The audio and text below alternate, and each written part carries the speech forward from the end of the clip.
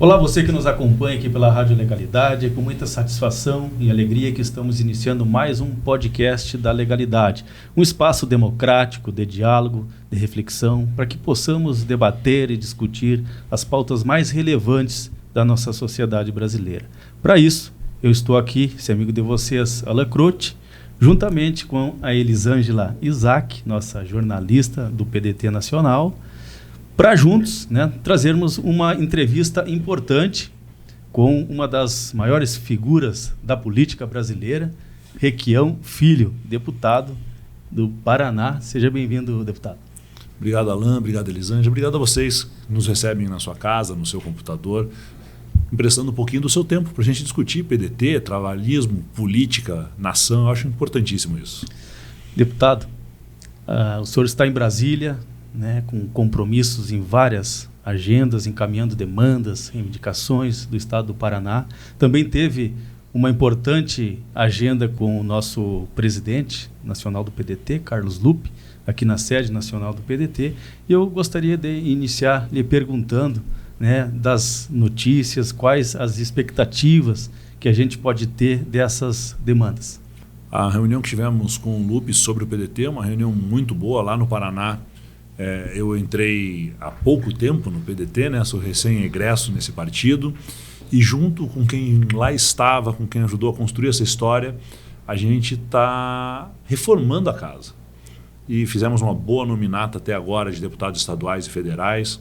O meu nome aparece muito bem nas pesquisas para o governo do Estado, em segundo lugar, indo para o segundo turno contra o ex-juiz, ex-ministro, espero eu que ex-candidato e ex-senador Sérgio Moro. E a gente tem construído uma aliança muito interessante com todos os partidos que são mais humanitários. E veja, eu faço uma distinção aqui, nem estou dizendo para vocês que estão fazendo esquerda contra direita, a ala progressista. Lá no Paraná a coisa está tão confusa que quem quer cuidar de gente, nós estamos conversando. Porque tem um grupo lá que só cuida de CNPJ. Então, eu acredito que a política é feita por e para pessoas. E os partidos que têm essa sensibilidade lá no Paraná estão vindo conversar conosco, estamos montando esta frente e criando uma proposta de Paraná mais justo para todos. Um Paraná que pensa não só o próximo like da rede social, mas o Paraná para daqui a 40, 50 anos. E o senhor acredita que a sua boa colocação nessas pesquisas, que são prévias ainda, ela se deve justamente a quê? Qual o seu diferencial nesse cenário atual no Paraná, que acaba espelhando um pouquinho do que está acontecendo pelo Brasil, guardadas as devidas proporções? Olha, eu queria saber o que eu fiz de certo. Eu sei que me dá um orgulho danado de estar bem colocado, mas eu fiz apenas o meu trabalho. Eu sou um deputado combativo, um deputado que fiscaliza onde, quando, como e por que o dinheiro público é gasto. Nós temos um governador no Paraná muito bem avaliado, que tem perto de 80% de avaliação positiva do seu governo, mas quando coloca os seus candidatos ao governo, à associação, eles chegam no máximo ali perto de 2 dígitos, chegam perto dos 10%. Então a gente entende que o paranaense tem visto que ele aprova o governo porque o governo tá bom, não atrapalha. Não é um governo que dê orgulho, não é um governo que traga aquele sentimento de paixão pelo Paraná. E o Paraná é um estado que trabalha com paixão, que trabalha com ação. E hoje em dia ele é só um estado que não atrapalha. Então a gente sente essa vontade do povo paranaense de ter na política algo mais pulsante, algo que traga ação. Porque só propaganda, só divulgação de novos projetos que nunca saem do papel não agradam mais ao povo do Paraná. E a gente precisa ver esse estado crescer. Ajuda a gente a entender um pouquinho. O atual governo ele não está mal avaliado pela população. Contudo, vocês estão vindo aí de uma série de privatizações em setores essenciais para o Estado. E aí há fortes críticas, embora também um grande apoio popular. As pessoas, o que elas estão sentindo lá no Paraná em relação a essas privatizações? Estamos descobrindo a verdade. Privatiza que melhora. Privatizaram a Copel, maior e melhor empresa de distribuição e energia elétrica do Brasil. Um lucro absurdo. Tarifas muito baixas, que ajudavam o nosso produtor, a nossa indústria, e as famílias paranaenses, com programas sociais incríveis, de tarifas sociais para quem não podia pagar e facilidades para o agro, por exemplo, como uma criada no governo do Roberto Requião, meu pai, de irrigação noturna, que pagava só 50% do valor da energia à noite, que enquanto a cidade dormia, o campo produzia. Né? E essa energia sobrava, a gente estava girando essa energia. 50% de desconto para o agro, para ele poder fazer essa irrigação noturna. Programas como esse acabaram. Então, as pessoas viram que a privatização da Copel prejudicou o serviço, zerou os investimentos em ampliação, captação e distribuição de energia, e a tarifa está mais cara, o serviço está pior. A Sanepar mudou o seu rumo também, deixou de cuidar de pessoas, investir nos municípios do estado, nos rincões do estado, e passou a se preocupar com o quê? Dinheiro. A água é um dom divino. E nós, em vez de nos preocuparmos em trazer qualidade de vida, dignidade para as pessoas, água tratada, esgoto, né, o que é um investimento absurdo na prevenção de doenças, a Sanepar passou a se preocupar com dinheiro. Serviço ruim. Águas em cidade como Ponta Grossa, por exemplo, a água está imbebível. Ela tem uma cor turva, um cheiro horrível e o reservatório está tomado por algas. E essa mudança de paradigma na população está sendo percebida. Né? Privatiza, tem que privatizar, tem que privatizar. As pessoas descobriram, privatizou, ficou pior, ficou mais caro. Isso acontece com o pedágio, quando se privatiza as estradas, acontece com as ferrovias quando elas são privatizadas. Elas deixam de atender ao setor produtivo e passam a atender a pouquíssimas empresas. Deixam de visar, né, o escoamento de uma produção e passam a visar o lucro do dono da ferrovia. Então, o Paraná é o exemplo de que privatizar monopólios e oligopólios só aumenta o preço e piora o serviço. Deputado, falando um pouco na questão da privatização, também está sendo bastante discutido e debatido no Paraná a questão da privatização da Celepar, que é uma empresa pública de dados, né? Criada em 1960 e poucos, empresa modelo também, que dá um lucro absurdo, né? Foi pioneira em gestão de dados e tecnologia numa empresa pública. Essa empresa vai ser vendida por 1, alguma coisa bilhão de reais. Só que ela já tem contratos assinados só nos últimos meses, mais de 2 bilhões. Então, ou seja, quem comprar a Sanepar ganhou ela. Faz um empréstimo no banco que paga em 1 ano. Eu queria ver a sua análise, sua visão com relação à soberania nacional, soberania do Estado, e considerando essa empresa também como estratégica, né, para a questão... Empresa de dados é estratégica, para a gente entender o Estado, para a gente conseguir gerir um Estado e para a gente não ficar refém de empresas internacionais. Né? De repente você vira refém de um Google, de um Microsoft para poder gerir um Estado, para poder cobrar imposto, para poder fazer obra, para poder pagar salário, para poder fazer distribuição de aulas, de leitos na saúde. E quando você vende uma empresa como a Celepar, você está disponibilizando os dados de todos os cidadãos do Paraná. A empresa poderá vender aonde você come, quanto você gasta, que remédio você toma, que horas você abastece seu carro, qual é o posto que você abastece seu carro, qual é o combustível que você vende. Isso tudo no mundo moderno de hoje tem um valor absurdo. E num momento de guerra como nós estamos, empresas estratégicas de informação, energia, informação, água, distribuição, como é o Correio. O Correio não é para entregar carta. O Correio é um sistema logístico.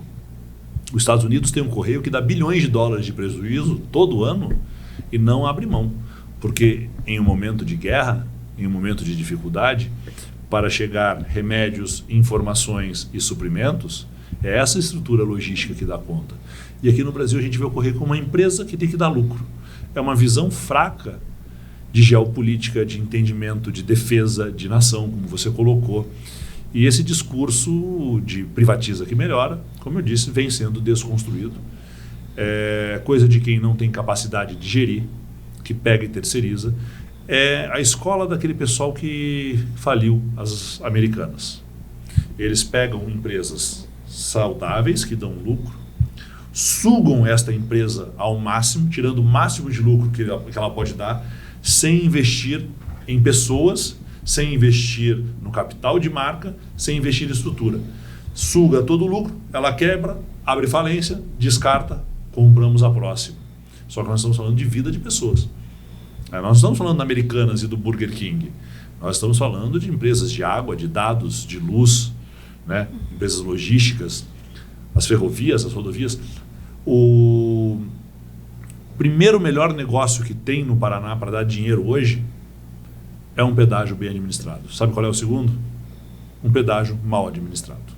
Nada dá tanto dinheiro, tem tanta garantia de lucro quanto um pedágio num estado que tem uma das maiores produções agrícolas do Brasil. E nós entregamos as nossas estradas para pedageiras que roubaram o estado durante 30 anos. E agora estão lá de volta, roubando a nossa economia mais uma vez. Não, mas vai ter 40 bilhões de reais em obras que vão custar para o povo do Paraná quase 400 bilhões em custo total ao longo dos 30 anos. E podem ou não acontecer. O pedágio já cobrou mais do que devia, começou a cobrar antes do prazo, recebeu o dinheiro a mais que deveria ter sido recolocado nas estradas, em 50% desse valor excedente, não foi distribuído em lucro para acionistas. Essa porcaria de agência reguladora que nós temos aqui em Brasília diz que está tudo bem, tudo lindo. Estão mudando o contrato, botando free flow, tirando praças de pedágio, alterando de forma unilateral, e a nossa porcaria de agência reguladora fica batendo palma. Estão lá roubando o Paraná. E nosso produtor, o nosso industrial, o nosso paranaense vê o frete subir, vê o preço do alimento subir, vê o preço do remédio subir. E a gente está preso nisso aí. A gente precisa rever qual é o papel do Estado. Veja, Estado inchado e cabide de emprego não é bom para ninguém. Mas o Estado, ele é necessário para atender a população. E se a gente privatiza aquilo que atende a população e passa a priorizar o lucro, quem paga é o povo. E qual a solução para essas que já foram privatizadas, mas essa última se encaminhando também para essa privatização? Coragem e pulso firme. E como reverter isso? Primeiro, porque eles estão descumprindo contratos. Se estão descumprindo contratos, nós temos que cancelar os contratos e anular o serviço. É uma concessão pública para uma empresa privada. Se essa empresa não cumpre o contrato, nós cancelamos a concessão. Segundo, é readquirir essas ações, seja por via de mercado, seja por via judicial, porque elas não estão cumprindo o seu papel. No momento onde uma empresa privatizada passa a lesar a economia e o país, eu acho que isso se enquadra em diversos crimes e devem ser tratados assim, como criminosos. Estão roubando o direito à vida do povo brasileiro. E essas medidas fazem parte da sua plataforma? Com toda certeza. Rever, pressionar, cobrar. Sei que teremos problemas, sei que a justiça é difícil, sei que os pedágios, por exemplo, agora é a Justiça Federal. Quem deu a concessão foi o governo federal que fez essa besteira, a pedido do atual governador. É uma briga judicial enorme. A Copel ela já é mais simples de se reverter porque ela está num mercado de ação, né? E quando os acionistas perceberem que mudou o jogo, que a gente vai começar a cobrar, que ela tem que, em vez de dar dinheiro para eles, ela tem que investir no Paraná e cumprir o seu papel social, a ação cai. Né? Então, qual é o objetivo da Copel? Dar dinheiro para acionista? Não, isso é maravilhoso, que dê dinheiro, que sobre dinheiro, muito bom. Mas o objetivo dela é levar água e esgoto e qualidade de vida para o povo do Paraná. Muito bom. E falando ainda em projeto para o Paraná, outro debate que está sendo muito acirrado é a questão do aumento do ICMS, né? Eu queria ver a sua visão com relação a qual o impacto esse aumento, essa oneração do contribuinte e também com relação ao desenvolvimento, né, econômico do Estado. Imposto de circulação de mercadorias e serviços. Vendeu, comprou e contratou, pagou. Ou seja, quase tudo tem ICMS. O Paraná tinha uma das alíquotas bases mais baixas do Brasil. Hoje temos a segunda mais alta. Subiu por 2 vezes na mão do governador Ratinho Júnior. Nós criamos no Paraná, através do Requião Pai, lá atrás, a primeira faixa de isenção para pequenas e microempresas. E nós trocamos imposto por emprego. Quem mantivesse carteira assinada, quem contratasse um número X de trabalhadores por determinados setores, tinha direito à isenção. Eu trago um projeto que foi lançado, inclusive, hoje, de ICMS zero para pequenas e microempresas. De cada 10 empregos no Paraná, 7 empregos são de pequenas e microempresas. Se nós zerarmos o ICMS dessas pequenas empresas, nós melhoramos o salário e geramos mais emprego. Nós fazemos a economia aquecer. Ah, mas o Estado vai abrir mão de receita? Como? Não pode. Pequenas e microempresas responsáveis por 70% ou mais dos empregos gerados no Paraná de carteira assinada são responsáveis apenas por até 2% de arrecadação do ICMS. O Paraná abre mão de quase 20 bilhões de reais de imposto todo ano, com incentivos fiscais para grandes multinacionais como a Renault, como a Volkswagen, como supermercados de amigos do governador. O Paraná dá incentivo fiscal para varejista, não para a indústria, é uma coisa bizarra. E esses amigos do rei têm 20 bilhões de reais de incentivo. E quem gera emprego? O seu João, a dona Maria da padaria, o seu Tião da farmácia, a dona Lúcia, que tem ali um mercadinho. Essas pessoas têm o Estado com a faca no seu pescoço cobrando. Aumenta o ICMS, aumenta a água, aumenta a luz, aumenta a frete. Como é que a gente quer que eles contratem e aumentem salários? Então, abre-se mão de 1 a 2%, com garantia de carteiras assinadas e contratação de pessoas de maneira regular, não a pejotização. A gente aquece a economia e, na escala, ganha muito mais dinheiro. Foi lançado hoje esse projeto? Foi lançado hoje esse Como projeto. Que você veio, como será a recepção dele lá na... A recepção dele, por quem entende, é incrível. Quem está de má vontade, é difícil. Mas é só o cara entender isso. 1 a 2% de toda a arrecadação de um Estado que abre mão de 20 bilhões de reais. Foram mais de 150 bilhões de reais nos últimos anos. Para quê? Para gerar 70% dos empregos. Nós podemos subir isso para 80%, 90% de empregos. Carteira assinada, direito a férias, FGTS, aposentadoria, horário. Olha que maravilha. Então, isso, o que acontece quando o trabalhador tem emprego, tem segurança? Ele vai comprar uma televisão nova, um sofá, ele vai sair com a sua família jantar fora, ele vai curtir férias no litoral, ele vai trocar de carro, ele vai reformar a sua casa. Quando o trabalhador tem salário e tem segurança, a economia aquece. Exatamente. É básico isso. Então, é possível fazer? É, porque nós já fizemos. Nós já criamos a primeira faixa de isenção de ICMS. Nós demos incentivos para pequenas e microempresas. Nós criamos um degrau menor para médias empresas, atingindo quem gera emprego, de verdade, quem produz. E é possível fazer isso sim. É possível baixar a conta de luz para a indústria. É possível baixar a conta de água para a indústria e para o agro. É possível baixar a luz. É possível ter tarifa social para que as pessoas possam ter em casa água, luz, gás e uma moradia. E com isso, a gente economiza lá na ponta na saúde. A gente economiza lá na ponta com a educação. Porque a criança vai ter, e nós estamos falando do sul do Brasil, estamos falando do Paraná. No inverno, a criança vai ter um banho quente, vai ter comida quente, vai ter geladeira para guardar comida. Gripe, infecção, local, segurança, estudo. A gente está projetando um futuro.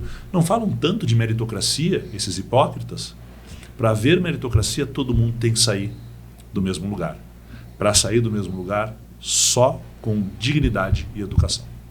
Concordo. No início aqui da nossa conversa, você falou das alianças que estão sendo construídas em torno de um projeto, de uma proposta que de fato esteja alinhada com as necessidades da população do Paraná. O senhor construiu a sua carreira no PMDB, atual MDB. E aí mudou para o PT. Já está muito claro para a gente, já falou várias vezes, já respondeu em várias entrevistas, porque saiu do PT e veio para PDT. Mas vamos olhar para a realidade da sua trajetória dentro do PMDB, onde se elegeu, inclusive, pela primeira vez, e agora no PDT. Qual é a diferença do cenário político e as possibilidades partidárias? A diferença é que, infelizmente, o MDB no Paraná virou um puxadinho, virou um partido de aluguel. Não os MDBistas. A militância continua aguerrida, firme, defendendo as ideias e as bandeiras lá de trás, daquele MDB que lutou pela democracia, do Ulisses Guimarães, que ajudou a escrever uma Constituição cidadã. Essa é a chave da nossa Constituição. Ela é perfeita? Não. Mas ela é uma Constituição cidadã, que cuida de pessoas. Então, a minha trajetória sempre foi cuidar de pessoas. Dar às pessoas a chance de crescer. Esse Brasil de castas, esse Brasil limitado, onde quem nasce pobre tem que morrer pobre, é um Brasil cruel. Esse Brasil onde o filho do agricultor não pode ser nada mais além do que um pequeno agricultor, é um Brasil cruel. O Brasil a gente muda dando educação para essas pessoas, dando chance, dando emprego, dando condições de crescer. E daí o filho do agricultor, ele poderá ser agricultor, que é algo muito honrado e uma profissão, uma vida muito dura. Só quem trabalhou, só quem conhece quem trabalhou entende essa realidade. Mas ele pode ser também advogado, médico, bailarino ou engenheiro agrônomo. Mas é uma escolha como pessoa. Ele não nasceu lá e terá que morrer lá. Ele vai ter a chance de crescer, se alimentar, se desenvolver, estudar, entender o seu valor como cidadão, não o seu preço como empregado, e decidir qual rumo ele quer tomar na sua vida. E isso só se faz através da educação, que é um diferencial incrível do PDT. Esse cuidado e esse carinho e essa visão diferenciada sobre a educação pública, gratuita e de qualidade. E por que só agora o PDT não passava antes assim pela sua cabeça ou do seu pai mesmo? Criado e forjado no MDB. Um partido diferenciado no Paraná, com posições firmes, fortes e muito combativas. Um partido que elegeu diversos governadores, diversos senadores e sempre foi muito bem colocado e muitas vezes, inclusive, brigando com o MDB nacional por manter bandeiras mais sociais, mais ligadas às pessoas, a esse cuidado. Então não havia essa necessidade de procurar outro palanque, outro espaço para o debate. No que o partido se corrompe moralmente, no Paraná, não há mais espaço para esse debate lá dentro. A política a gente faz para mudar a vida dos outros, não para deixar a nossa vida mais fácil. Seria mais fácil continuar lá, quieto, esperando um fundo partidário, esperando uma ajuda? Seria. Não era possível, porque os rumos que aquele partido tomaram iam contra a minha consciência, a minha história e a história do meu pai. E o bom filho respeita o pai. E eu respeito a história dele e faço questão de honrar essa história. Então lá não dava para a gente ficar. Por hipóteses e circunstâncias, acabamos no PT. Esse nosso jeitinho meigo e requião de fazer as coisas, atropelando muitas vezes o debate e trazendo com muita clareza opiniões e comprando brigas quando achamos necessário, não teve um espaço muito grande dentro do PT. Não é uma questão de briga só de ideias, mas de como fazer essa política interna e partidária, inclusive. Eu acho que se a briga é política e partidária, ela é pública. Ela tem que ser aberta, ela tem que ser discutida em todos os ambientes. Roupa suja se lava em casa, isso é coisa de família. Nós estamos falando de coisa pública. Então se joga esse jogo aberto. Mas saindo e entrando no PDT, começando a construir junto com o Goura, com os demais pedetistas, com o Menegoto, com o Nelton Friedrich, com todo mundo que tem essa história lá no Paraná, desse PDT brisolista que nós temos lá, a gente então começa a fazer um novo plano, um novo programa, uma nova ideia de um Paraná que atenda pessoas. E por ironia do destino, o PT olha e fala assim, cara, o plano deles é melhor que o nosso. A gente tem muito como construir aqui. Vamos buscar o que nos une, no que convergimos. O momento agora é de buscar convergência. Depois a gente debate as diferenças e vai debatê-las com muita ênfase, com muita força, e não vamos passar pano para ninguém. Mas no momento a gente tem que procurar o que nos une, no que convergimos. Educação pública, segurança, direito à vida, qualidade de vida para o trabalhador, respeito a todos, essa capacidade de ter empatia pelo próximo, que é algo que esse discurso meritocrata tira das pessoas, rouba das pessoas, onde faça para você, por você e pise em quem você tem que pisar para chegar lá. Isso é horrível. Então, convergimos na necessidade de caminharmos juntos. Ninguém cresce se deixou os seus para trás. Muito bom. Outra questão também que eu gostaria de lhe questionar, uma das coisas que mais cresceu no Brasil foi o agronegócio, a agricultura em regime de economia familiar, em 2,4%. Empresas, né, caíram. E lá no Paraná, a gente sabe que é um estado mais produtivo em metro quadrado, né? Solo maravilhoso, Terra forte. Um sistema de cooperativas incrível, com uma dicotomia maravilhosa. Não existe nada mais à esquerda, ou para usar uma hipérbole, não existe nada mais socialista que uma cooperativa. E muitos deles se veem de direita. Olha que engraçado. O conceito da cooperativa: cooperar, ajudar ao próximo, crescer junto, dividir dificuldades e dividir depois o espólio. Tem nada mais ligado a nós do que o cooperativismo. Ajudar o próximo, crescer juntos. E daí eles vêm com essa história de meritocracia. Chega a ser engraçado, mas esse sistema cooperativista é muito forte. E a maioria dessas áreas dos produtores são médios e pequenos produtores cooperativados. E eles têm tido muita dificuldade. Veja, nós não temos mais seguro safra. Nós não temos mais energia barata.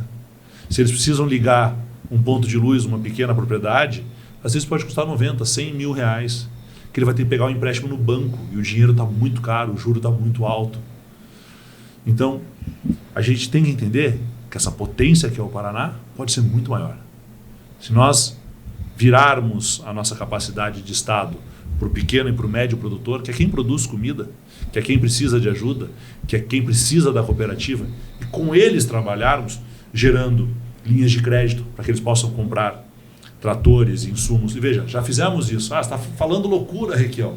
Não, nós fizemos o trator solidário no Paraná. Nós vendíamos o trator subsidiado mais barato que o governo federal para o produtor paranaense. Nós tínhamos o programa Luz no Campo, onde a Copel ia na pequena propriedade rural e fazia a ligação de energia de graça para que ele pudesse aumentar a sua produção. E hoje a gente sabe a necessidade, com a tecnologia que temos, de uma área rural ter energia, né, de qualidade, constante, sem quedas, porque lá no Paraná o sistema está horrível, tem quedas de energia matando milhões de peixes, milhões de aves, criando problemas enormes. A gente sabe que a gente pode subsidiar o trator, que a gente pode subsidiar o insumo.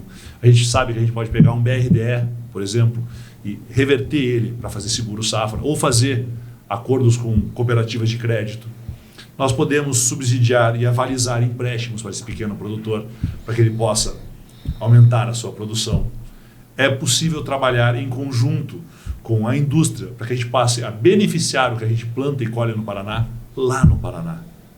Veja, produzimos soja, milho, trigo, exportamos.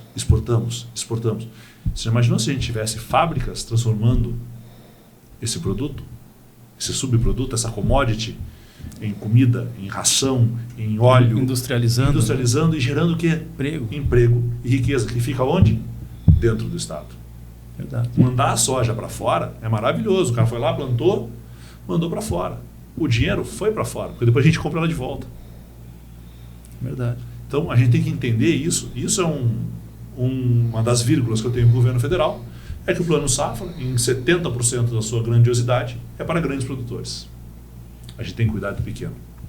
A gente sempre tem que cuidar do pequeno. E que é pequeno, mas que acaba sendo a grande diferença. Sim, porque você junta todos os pequenos e são eles que fazem a diferença, são eles que produzem, são eles que fazem. O grande é muito bom, é necessário. O grande agro, aquele agro da Globo, agro é pop, agro é tech, agro é tudo, é importantíssimo para a balança comercial do Brasil.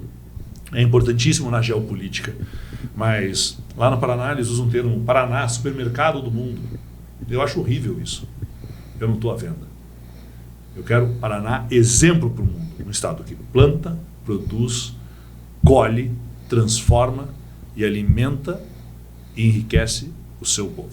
E como é que fica o Paraná nessa situação agora do Mercosul com a União Europeia e esse acordo que está já Esse finalizado? novo acordo vai nos trazer vantagens e desvantagens, principalmente nessa área de industrialização, onde teremos que competir com países muito mais industrializados. E o que torna ainda mais necessário, então, essa visão de governo ajudando a quem produz aqui. É muito perigoso a gente ficar dependentista, né? Nós somos uma nação, nós somos um país.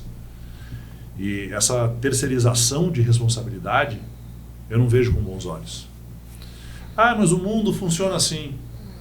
O Uma das crises americanas hoje, em relação a desemprego, a moradores de rua, a drogadição, é porque as pessoas não têm mais aquele emprego básico. Não tem mais a indústria americana. Tudo é feito fora. Então isso não acumula riqueza e bem-estar para o seu país. E se a gente vai copiar, vamos copiar as coisas boas. Por que copiar as coisas ruins? Até porque a gente está falando do bem-estar mental, emocional. Saúde. Né? Dinheiro não é tudo na vida. Não, mas a falta dele avacalha tudo. Por isso precisa ser bem empregado e melhor distribuído. Exatamente. Né? Mas o debate está muito bom, a gente precisa fazer os encaminhamentos finais, tem razão do horário. Portanto, eu deixo a palavra à disposição da nossa jornalista Elisângela para fazer a sua última colocação. É a parte investigativa de inquérito Isso. agora? Vamos lá, então. Na verdade, eu vou... vai ser até mais light. Eu estou querendo pegar carona aqui no seu raciocínio da meritocracia e a gente avalia aqui. O regime de castas, como você bem colocou, lá atrás, na Europa medieval, que fomentou as revoluções, ela era imposto, era proibido de haver mobilidade social. A revolução veio, as revoluções vieram e uma das maiores brigas era justamente permitir que um cidadão pudesse adquirir bens, adquirir terras e alçar, né, haver essa mobilidade social. Com as revoluções, com a vinda do capitalismo, a forma deles manterem as castas, só que agora por debaixo dos panos, com o discurso, é a meritocracia. Então você convence as pessoas de que todo mundo pode ficar rico, todo mundo pode ser detentor de algo, desde que... Exato. Mas fulaninho lá ficou. Vamos usar então o exemplo do futebol. Quantos milhões de meninos e meninas jogam futebol e não se tornaram Ronaldinho Gaúcho, não se tornaram o menino Neymar, não se tornaram o Romário, o Ronaldo Fenômeno.